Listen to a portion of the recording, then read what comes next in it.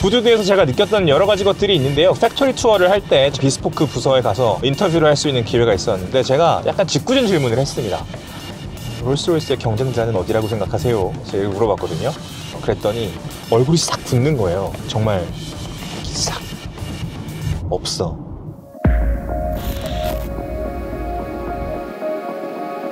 무려 120년 전이죠. 롤스로이스의 창업자 중 한 명인 찰스 롤스가 우리가 만약에 전기를 동력원으로 할 수 있는 전기차를 탈 수 있다면 공여도 없고 조용하고 완벽한 자동차를 누릴 수 있을 거라고 예언한 바 있습니다. 그 예언이 그리고 그 창업자의 열정과 비전이 지금 롤스로이스 스펙터라는 이름으로 현실화되었습니다.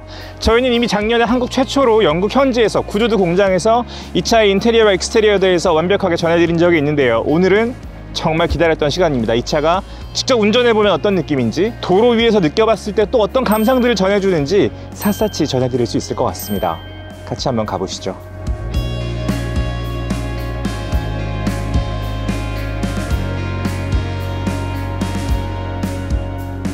제가 정말 궁금했던 건 이 차를 타고 서울을 달렸을 때, 한국에 있는 도로들을 달렸을 때 어떤 느낌을 받을 것인가 였습니다. 그래서 다시 한번 제가 확인한 게 있는데요. 롤스로이스가 그들의 자동차에 이름을 지을 때 유령이라는 모티프를 계속해서 유지하고 있는 이유를 다시 한번 깨달았습니다. 여러분, 팬텀, 고스트, 레이스, 스펙터까지 모두 다 유령이라는 의미를 가지고 있는 다른 단어들이거든요. 스펙터도 유령, 환상이라는 뜻입니다. 자, 그래서 지금 달려보면요, 거의 떠 있어요. 이 차는 떠 있습니다.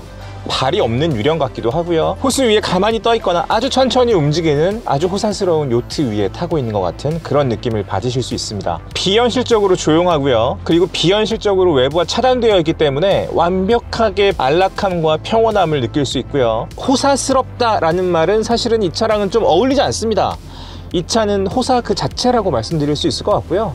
그렇기 때문에 뭐 럭셔리어스라는 단어하고도 어울리지 않고요. 그냥 럭셔리라고 할 수 있을 것 같습니다. 극상의 럭셔리라고 할 수 있을 것 같은데요. 이 차의 가격은 6억 2,200만 원부터 시작하는데요. 만약에 지금 내가 롤스로이스 스펙터를 살 수 있는 돈이 있어, 그런 여유가 있는데 지금 2024년에 스펙터를 체험하지 않는다, 누리지 않는다, 경험하지 않는다, 롤스로이스가 사상 최초로 만든 이 전기차의 감각과 움직임, 그리고 이 면면들을 직접 만지고 느낄 수 있는 기회를 잡지 않는다, 이것은 직무유기입니다. 이런 감각을 다른 어느 곳에서도 느낄 수 없을 겁니다. 그리고 저라면 다른 누구보다 빨리 이 차의 감각을 누리고 싶을 것 같습니다. 아마 이걸 예측하신 분들, 그리고 더 많은 고객분들이 2025년 분량까지는 이미 다 소화가 됐다고 하는데요. 그쵸? 어마어마하죠? 아마 가장 궁금하신 것은 이 차의 객관적인 수치들일 겁니다. 도대체 롤스로이스가 최초로 만든 전기차가 얼마나 빠르고 얼마나 오래가고 그리고 어느 정도의 힘을 가지고 있는가, 이거 되게 궁금하실 텐데요. 이 차의 최대 출력은 585마력이고요 최대 토크는 91.8kgm입니다 102kWh의 리튬 이온 배터리를 장착을 하고요. 주행 가능 거리는 383km, 최고 속도는 250km, 제로 100은 4.5초입니다. 무게는 2,945kg인가 그래요. 거의 3톤이죠. 배터리 무게만 해도 700kg 정도 이렇게 됩니다. 무척 도톰하고 용량이 큰 배터리가 들어있기 때문에 롤스로이스만을 위한 플랫폼을 씁니다.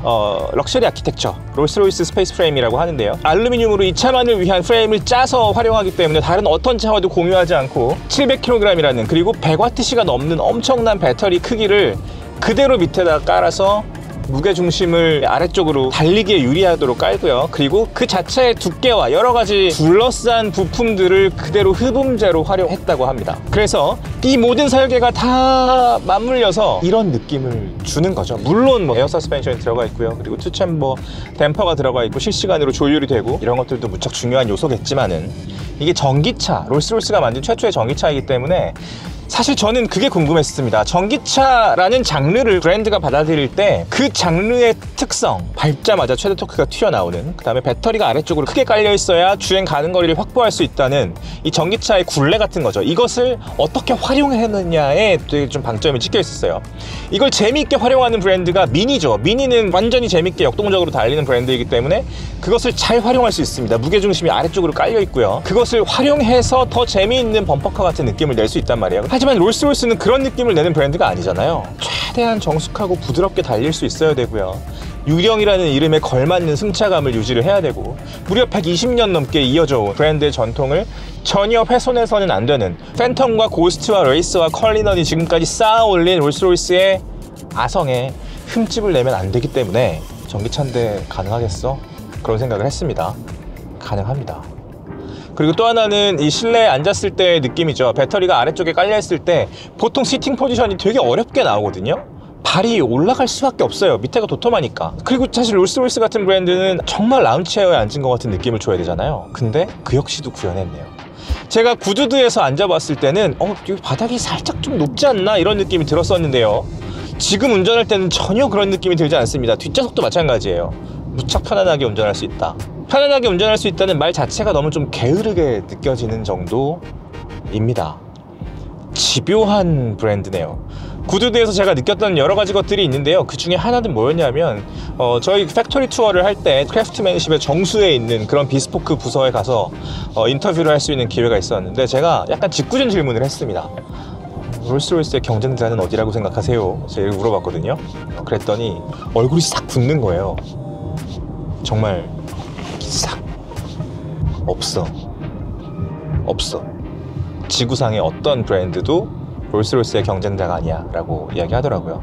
우리의 경쟁자는 우리 자신이야. 불가능한 것을 만드는 것에 도전하는 것을 즐기고 그 자체가 일상인 사람들이 모여서 만드는 차가 롤스로이스이기 때문에 다른 어떤 경쟁자도 있을 수 없다, 이런 얘기를 합니다.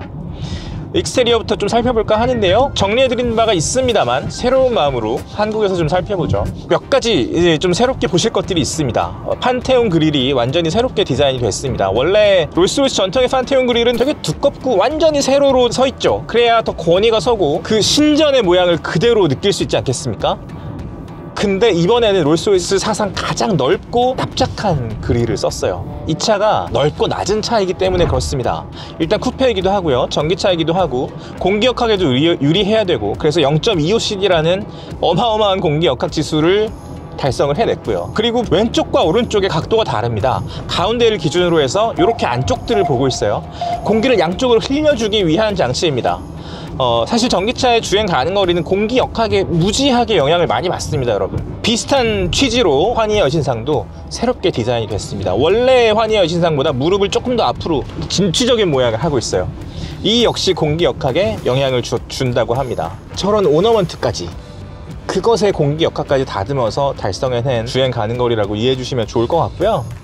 그리고 이 차를 보실 때 되게 재미있는 점들을 찾아보실 수 있는데요. 파팅 라인을 한번 찾아보세요.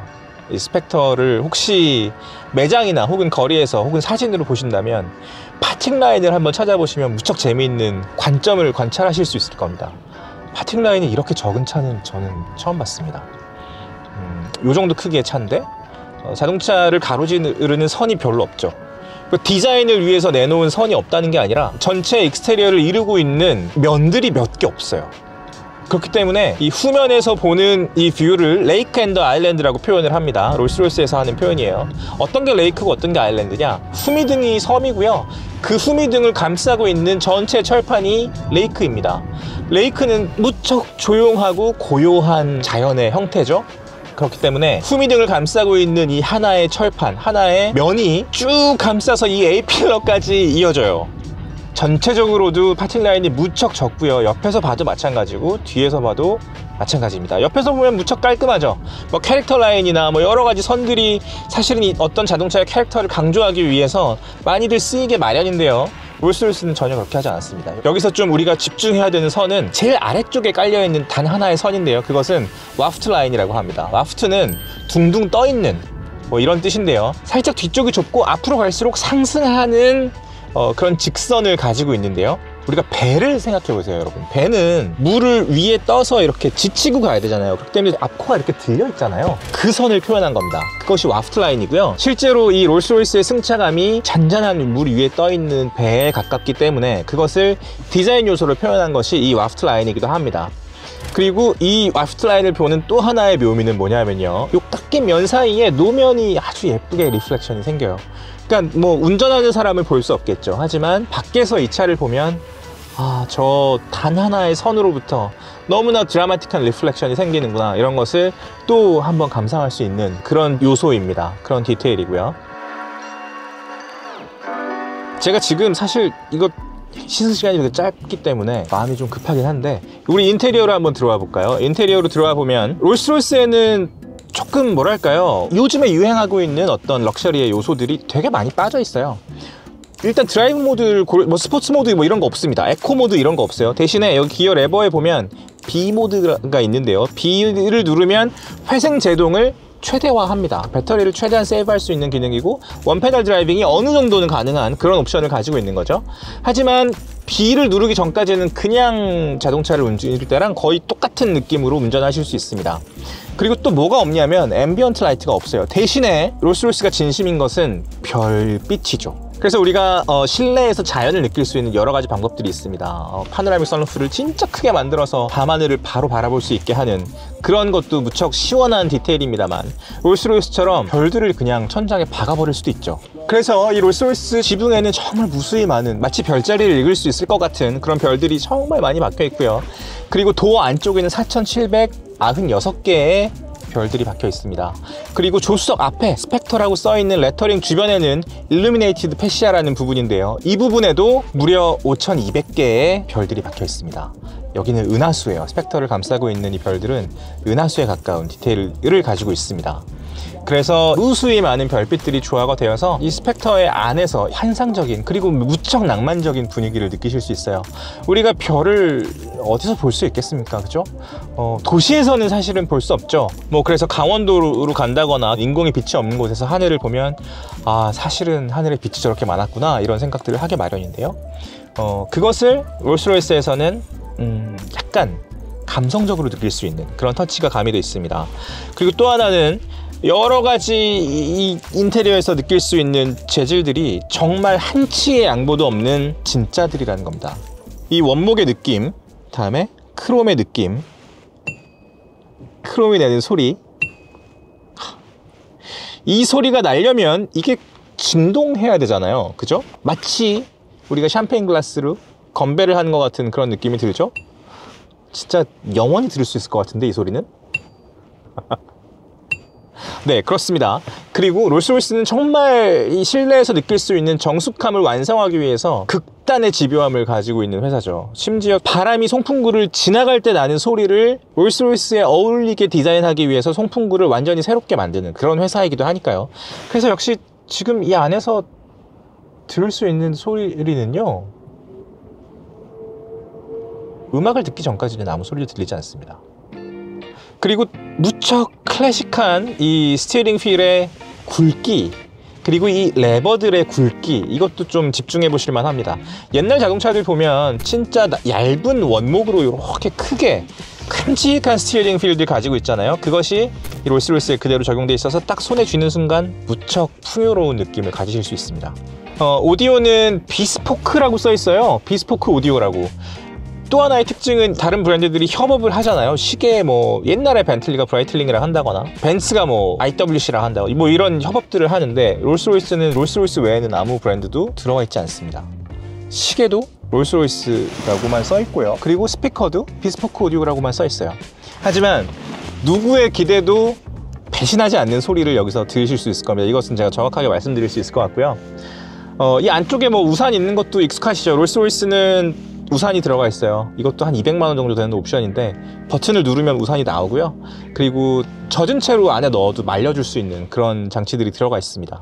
원목은 진짜 원목, 가죽은 진짜 가죽, 크롬은 진짜 크롬. 그리고 스펙터를 관찰하실 때 또 재미있는 요소들이 뭐가 있냐면요, 우리의 시선이 보통 닿지 않는 부분들 있잖아요. 시트 밑에, 도어 안쪽에, 이 스티어링 휠 저 안쪽에, 이런 데를 봐도 거의 완벽에 가까운 미감을 가지고 있다는 겁니다. 그냥 마감을 잘했다 이런 차원이 아니라 그냥 전체적인 이 차가 가지고 있는 미감을 전혀 흐트러뜨리지 않는 정도의 디테일로 완성이 돼 있다.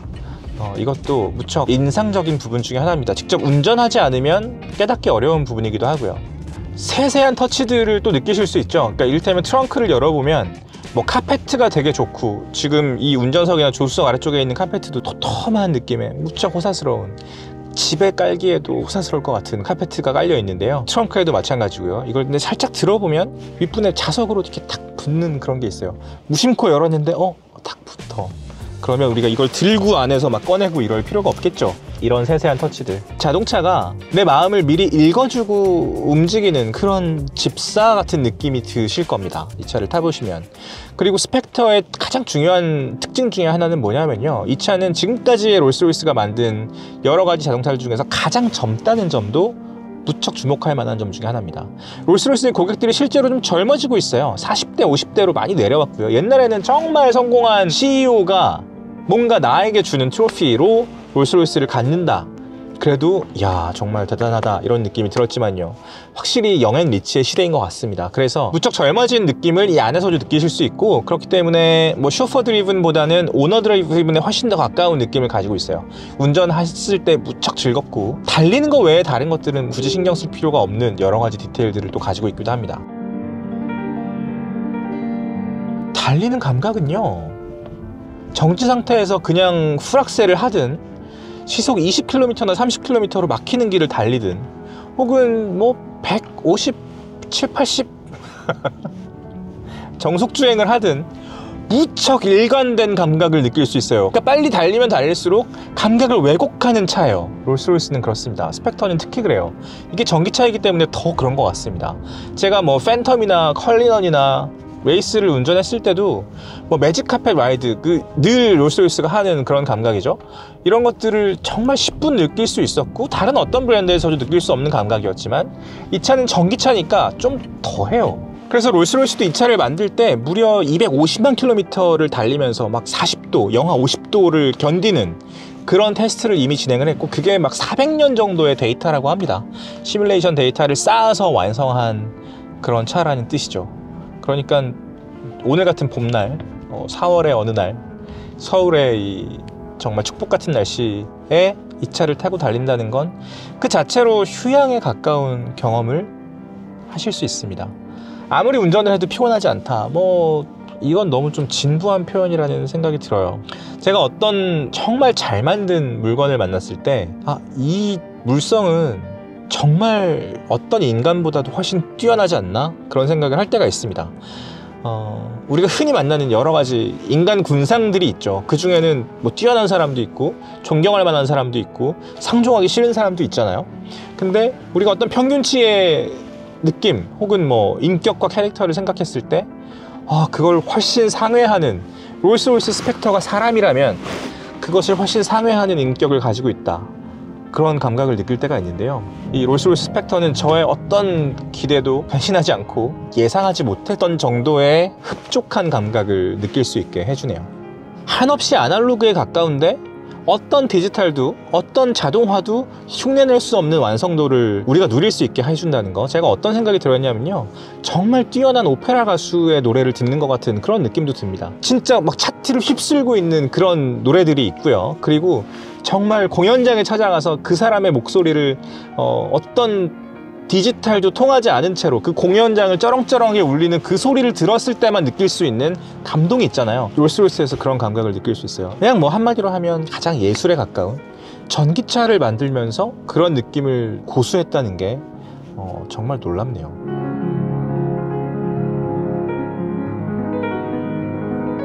어느새 3분 남았습니다, 여러분. 스펙터와 이별하기까지 딱 3분이라는 시간이 남았는데요, 이미 제가 거의 한 1시간 정도 늦었기 때문에 죄송합니다.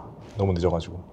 제가 이 찍은 것들을 지금 차 안에서 말씀드리면서 충실하게 말씀드렸는가에 대한 의구심이 마지막까지 남아 있습니다. 뭘 좀 더 얘기해야 되는 게 아닌가? 이게 있네. 이거 되게 재밌는 포인트입니다, 여러분. 여기 버튼들이 있는데 이거 누르면 드리링 하면서 이렇게 유령이 나거든요. 근데 약간 하프 같은 소리가 나고요, 닫을 때는 동양의 현악기 같은 소리를 냅니다. 되게 재밌죠? 동양의 부자와 서양의 부자를 아우르겠다 이런 의지가 무척 돋보이는 그런 디테일이고요. 뭐 요소 하나하나를 놓고 이야기하자면 정말 영원히 이야기할 수도 있을 것 같은 그런 차고요. 마지막으로 제가 한 번 더 강조하고 싶은 것은, 저 같은 사람은, 그리고 대다수 이 지구상에 있는 99% 정도의 사람은 롤스로이스를 소유하거나 경험할 일이 없을 거예요. 하지만 내가 지금 인생의 황금기를 누리고 있어. 나는 충분히 성공했어. 나는 나에게 트로피를 선물할 만해. 6억 2,200만 원부터 시작하고 내 구미대로 꾸밀 수 있는 자동차를 갖고 싶어.